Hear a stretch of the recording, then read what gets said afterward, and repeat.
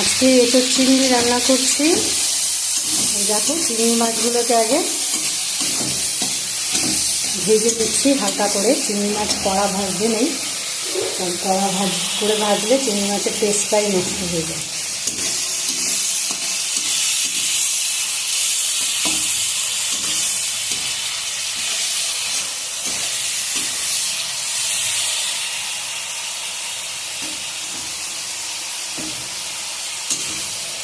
চিংড়ি মাছগুলো ভাজা হয়ে গেছে, এখন তুলে ফেলছি।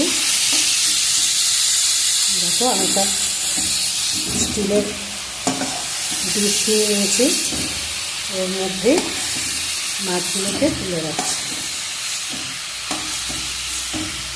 মাছগুলো তুলে রেখেছি।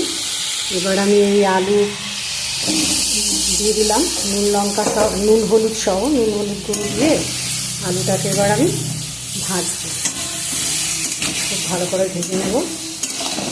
তারপরে যখন ভাজাটা তোমার অর্ধেকের বেশি হয়ে যাবে, তখন আমি এঁচোড়টা সিদ্ধ করে রেখেছি, এই এঁচোড়টাকে তখন দিয়ে তারপরে নাড়াচাড়া করে ভাজবো।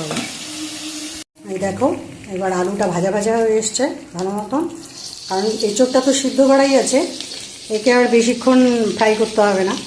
অল্প একটু ফ্রাই করে এর মধ্যে মশলা অ্যাড করে দেবো।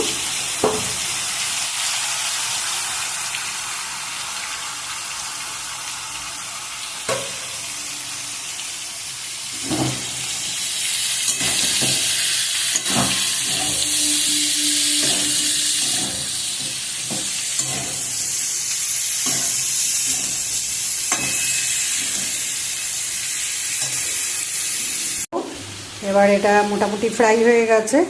এখন আমি এর মধ্যে দেখো জিরে গুঁড়ো, ধনে গুঁড়ো আর লাল লঙ্কা গুঁড়ো অ্যাড করে দিয়েছি। এবার আমি মশলাটা অ্যাড করে দিলাম, মশলার মিক্সচারটা অ্যাড করে দিলাম। এবার বেশ সুন্দর করে নিয়ে অল্প একটু জল দেবো, গা মাখা মাখা হবে।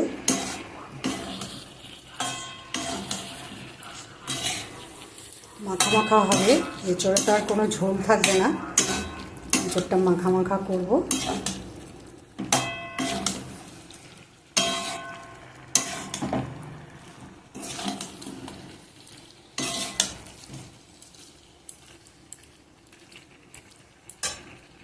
এই যে হয়ে গেছে। এবার আমি এর মধ্যে অল্প একটু জল অ্যাড করে দিচ্ছি।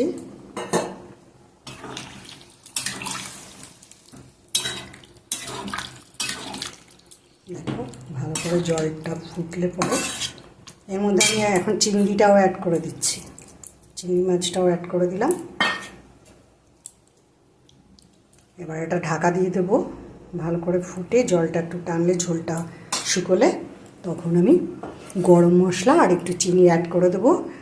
আর তোমাদেরকে একটা কথা বলছি, যে এঁচোড় রান্না করতে গেলে কিন্তু তেলের মায়া করলে চলবে না, তেলটা বেশি দিতেই হবে। আমরা তেল যদি মানে স্বাস্থ্যের পক্ষে বেশি তেল খাওয়া ক্ষতিকর, কিন্তু এঁচোড় খেতে গেলে আমাদেরকে বেশি তেলেই রান্না করতে হবে। আর তেলটা আমি চিংড়ি মাছ ভাজার সময়ই বেশি করে একবারে দিয়ে দিয়েছিলাম, ওর মধ্যেই আলু ভাজলাম, আলাদা করে কোনো তেল আর আমি একবারও অ্যাড করিনি।